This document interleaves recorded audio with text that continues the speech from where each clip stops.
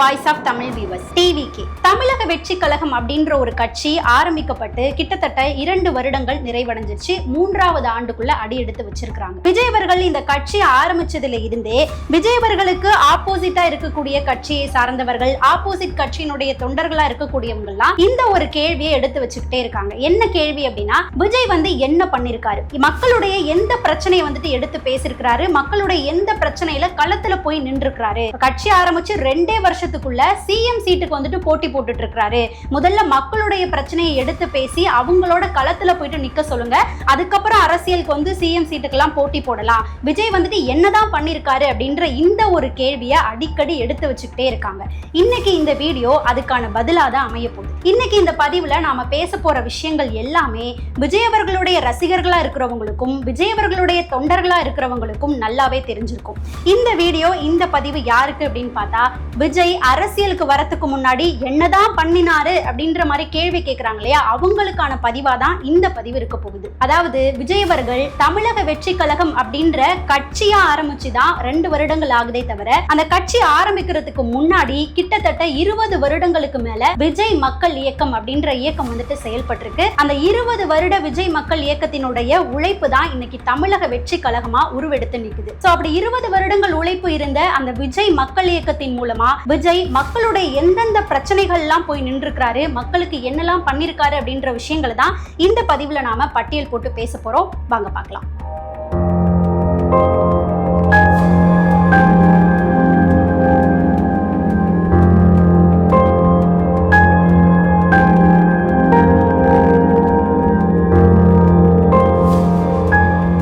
விஜய் அவர்கள் இந்த அரசியலுக்கு வரத்துக்கு முன்னாடி விஜய் மக்கள் இயக்கமா இருந்த பொழுது மக்களோட எந்தெந்த இடத்துல எல்லாம் நின்றுக்கிறாரு, மக்களோட எந்த பிரச்சனைகளை எடுத்து பேசியிருக்கிறாரு அப்படின்ற டாபிக் உள்ள போறதுக்கு முன்னாடி இந்த ஒரு விஷயத்தை நாம பதிவு பண்ணணும், தெளிவுபடுத்திக்கவும் விரும்பணும். அதாவது உதவி அப்படின்றது வேறு, சேவை அப்படின்றது வேறு. இதுல இவ்வளோ நாள் தளபதி பண்ணிட்டு இருந்தது உதவி, இப்போ பண்ண போறது சேவை. இதுல உதவி பண்றதுக்கு அதிகாரம் தேவை கிடையாது, சேவை அப்படின்றத பண்றதுக்கு அதிகாரம் அப்படின்ற ஒரு விஷயம் தேவைப்படுது.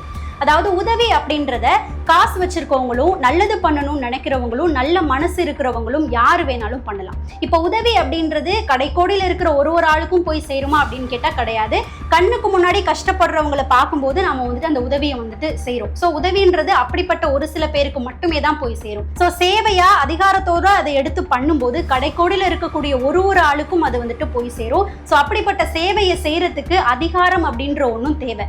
ஸோ அந்த வழியில தான் இப்போ தளபதி அவர்கள் அரசியலுக்குள்ள வந்திருக்காங்க அப்படின்றத நாம தெளிவுபடுத்திக்கணும். இப்போ நாம முதல் விஷயத்துக்குள்ள போலாம். முதல் விஷயமா நான் எதை எடுத்து பேச போறேன் அப்படின்னா, தளபதி கல்வி விருது விழா. அதாவது 10th 12th படிச்சு முடிக்கக்கூடிய ஸ்டூடெண்ட்ஸ்க்கு ஃபர்ஸ்ட் 3 பிளேஸ் வரக்கூடியவங்களுக்கு விருது வழங்கி சால்வை அணிவித்து ஊக்கத்தொகை வழங்கக்கூடிய அந்த ஒரு விழாவை தளபதி நடத்திட்டு இருக்கார் இல்லையா, அந்த விழா குறித்து விமர்சனங்கள் எழுது. அதாவது என்ன விமர்சனம் அப்படின்னா, இவர் அரசியலுக்கு வந்ததுக்கு அப்புறம் கடைசி 2 வருஷமா தான் இந்த விழாவை நடத்துறாரு அப்படின்ற மாதிரி சில விமர்சனங்கள் எழுது. எக்ஸாம்பிளுக்கு கூட பார்த்தோம் அப்படின்னா, இப்ப சமீபத்துல பிப்ரவரி 13ஆம் தேதி சேலத்துல தமிழக வெற்றி கழகத்தினுடைய பரப்புரை கூட்டம் நடந்தது இல்லையா, அதுல தளபதி ஒரு விஷயத்தை பத்தி பேசியிருப்பாரு. அதாவது என்னன்னா, அதே நாள் அதே பிப்ரவரி 13ஆம் தேதி தான் தமிழக அரசு கிட்ட இருந்து மக்களுக்கு ஒரு 5000 ரூபாய் மகளிர் உரிமை தொகை பெறக்கூடியவங்களுக்கு வரவு வைக்கப்பட்டுச்சு. அந்த 5000 ரூபாயில 2000 ரூபாய் எதுக்குன்னு சொல்லி போட்டிருந்தாங்கன்னா, கோடைக்கால சிறப்பு தொகை அப்படின்னு சொல்லி போட்டிருந்தாங்க.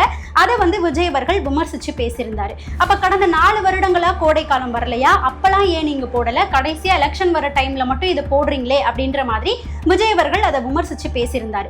சோ இந்த ஒரு விஷயத்த செய்தியாளர் ஒருத்தர் ஒரு திமுக நிர்வாகி கிட்ட கேட்கிறாங்க, விஜய் இப்படி சொல்றாரே, இவ்வளவு நாள் கோடை காலம் வரலையா, இவ்வளவு வருடங்கள் கோடை காலம் வரலையா அப்படின்னு கேட்கிறாரு. எதுக்காக இப்ப மட்டும் போட்டீங்க அப்படின்ற மாதிரி அவர் விமர்சிக்கிறாரே அப்படின்னு செய்தியாளர் ஒருத்தவங்க திமுக நிர்வாகி கிட்ட கேட்கும்போது அவர் என்ன அதுக்கு பதில் கொடுக்குறாரு அப்படின்னா, அப்போ இவர் கடைசி 2 வருஷமா தானே 10th 12th படிக்கக்கூடிய ஸ்டூடெண்ட்ஸ்க்கு விருதெல்லாம் வழங்கினாரு. இதுக்கு முன்னாடி எல்லாம் 10th 12th யாருமே படிக்கலையா, அவங்க எல்லாம் முதல் 3 இடங்கள் எடுக்கலையா, இவரும் கடைசி 2 வருஷம் மட்டும் தானே கொடுத்தாரு அப்படின்ற மாதிரி திமுக நிர்வாகி ஒருத்தர் பேசியிருக்கிறாரு. அதாவது இந்த விமர்சனங்களுக்கு எல்லாம் ஒரு பதில் சொல்லணும் அப்படின்னா, தளபதி கல்வி விருது விழா அப்படின்றது இன்னைக்கு நேத்து தொடங்கப்பட்டது கிடையாது. கிட்டத்தட்ட 13 வருடங்களா தளபதி இந்த ஒரு விழாவை நடத்திட்டு இருக்கிறாரு. இந்த தளபதி கல்வி விருது விழா அப்படின்றது முதல்ல எப்போ தொடங்கப்பட்டது அப்படின்னா 2012வது வருஷம். கிட்டத்தட்ட 13 வருடங்கள் ஆயிடுச்சு. 2012வது வருஷம் சென்னையில இருக்கக்கூடிய எழும்பூர்ல இருக்கிற ஒரு தனியார் மண்டபத்துல, அப்ப எப்படின்னா ஆரம்பத்துல ஒரு மாவட்டத்தில் இருக்கக்கூடிய முதல் 3 இடங்களை பெற்ற மாணவர்களையும் அதுக்கப்புறம் பெற்றோர்களையும் அழைத்து, அதே மாதிரி தமிழகத்துல முதல் 3 இடங்கள் பெற்றிருப்பாங்க இல்லையா, அவங்களையும் அழைத்து ரொம்பவே சிறிய அளவுல வந்துட்டு அந்த விழா முதல்ல நடத்தப்பட்டது.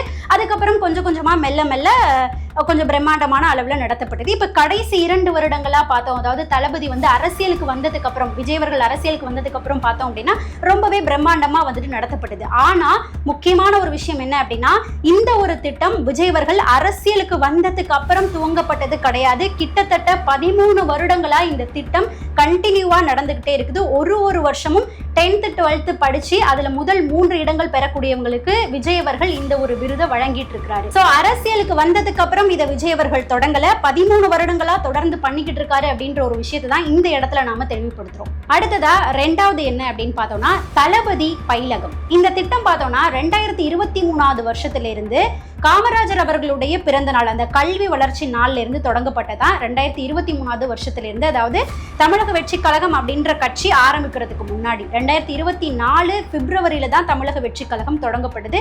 அதுக்கு முன்னாடியே இந்த திட்டத்தை வந்துட்டு செயல்படுத்தினாங்க. கிட்டத்தட்ட 21 மாவட்டங்கள்ல தளபதி பயிலகம் அப்படின்ற ஒரு இடம் இருக்குது. இந்த திட்டத்தை வந்து செயல்படுத்தினாங்க. இந்த திட்டத்தினுடைய பர்பஸ் என்ன நடக்கும் அப்படின்னு பார்த்தா, ஈவினிங்ல வந்துட்டு டியூஷன் மாதிரி நடக்கும். அதாவது கொஞ்சம் கஷ்டப்படுற குழந்தைங்க, வீட்டுல வந்துட்டு இருந்து சொல்லி கொடுத்து படிக்கக்கூடிய ஒரு சூழ்நிலை இல்லாத குழந்தைகள் வந்து அந்தந்த இடத்துல இருக்கக்கூடிய இந்த தளபதி பயிலகத்துக்கு சென்று படிக்கலாம். அங்க வந்து தகுதியான ஆசிரியர்கள் வந்து அங்க நியமிக்கப்பட்டிருப்பாங்க. அவங்க மூலமா குழந்தைகளுக்கு வந்துட்டு சொல்லிக் கொடுக்கக்கூடிய, கல்வி சொல்லிக் கொடுக்கக்கூடிய அந்த ஒரு சூழ்நிலை, அந்த ஒரு திட்டத்தை விஜய் மக்கள் இயக்கம் மூலமா 2023வது வருஷம் கிட்டத்தட்ட 21 மாவட்டங்கள்ல வந்துட்டு செயல்படுத்தி இப்போ வரைக்குமே வந்துட்டு அது நடந்துட்டு இருக்கு. அதுக்கு அடுத்ததா பார்த்தோம் அப்படின்னா தளபதி நூலகம் வந்துட்டு கிட்டத்தட்ட 23 மாவட்டங்கள்ல நூலகங்களை வந்துட்டு இலவச நூலகங்களை செயல்படுத்தி கொண்டு போயிட்டு இருக்காங்க. அடுத்ததா 3வது விஷயம் என்ன அப்படின்னு பார்த்தோம்னா, கல்வி சார்ந்து நிறைய பேருக்கு வந்துட்டு உதவி பண்ணிருக்காங்க. எக்கச்சக்கமான பேருக்கு, ஒரு ஆள் 2 ஆள் அப்படின்னு சொல்லிட்டு நாம குறிப்பிட்டு பேசவே முடியாது. அதாவது இந்த தமிழக வெற்றி கழகம் அப்படின்றதுக்கு பின்னாடி கிட்டத்தட்ட 20 வருடங்கள் உழைப்பு இருக்கு அப்படின்னு சொல்லியிருக்கோம் இல்லையா. முதல்ல வந்துட்டு விஜய் ரசிகர் மன்றமா இருந்தது. அதுக்கப்புறம் பார்த்தோம் அப்படின்னா விஜய் மக்கள் இயக்கமா மாறுச்சு. அதன் பிறகுதான் தமிழக வெற்றி கழகமா உருவெடுத்திருக்குது. இந்த விஜய் ரசிகர் மன்றமா இருந்த காலத்துல இருந்தே கல்வி சார்ந்த உதவிகள் அப்படின்றது நிறைய வந்துட்டு நடந்துட்டு இருக்குது. அதாவது கஷ்டப்படக்கூடிய குழந்தைகள் உயர்கல்வி படிக்கிறதுக்கு, டாக்டர், இன்ஜினியரிங் இந்த மாதிரி உயர்கல்வி படிக்கக்கூடியதுக்கு கஷ்டப்படக்கூடிய நிலைமையில இருப்பாங்க இல்லையா, அவங்களுக்கான, அதாவது தனியார் கல்லூரியில படிக்கிறதுக்கான முழு செலவையுமே ஏற்று விஜய் மக்கள் இயக்கம் வந்துட்டு நடத்தி கொடுத்திருக்காங்க. இது மாதிரி எக்கச்சக்கமான குழந்தைகளுக்கு இது ரீதியா உதவிகளும் வந்துட்டு செஞ்சு கொடுத்திருக்காங்க. அப்பப்போ செய்தித்தாள்கள்ல வரக்கூடிய காட்சிகளுமே வந்துட்டு நம்மளால பார்க்க முடியும். அதுக்கப்புறம் என்ன பார்த்தோம் அப்படின்னா விலையில்லா விருந்தகம், அதாவது விலையில்லாமல் உணவளிக்கக்கூடிய ஒரு திட்டத்தை கிட்டத்தட்ட 2014லேயே வந்துட்டு அறிமுகப்படுத்தி கொண்டு வந்தாங்க. அதுக்கு அடுத்ததா பார்த்தோம் அப்படின்னா விலையில்லா விருந்தகம். இந்த ஒரு திட்டம் கொண்டு வரப்பட்டது 2014வது வருஷத்துல இருந்து.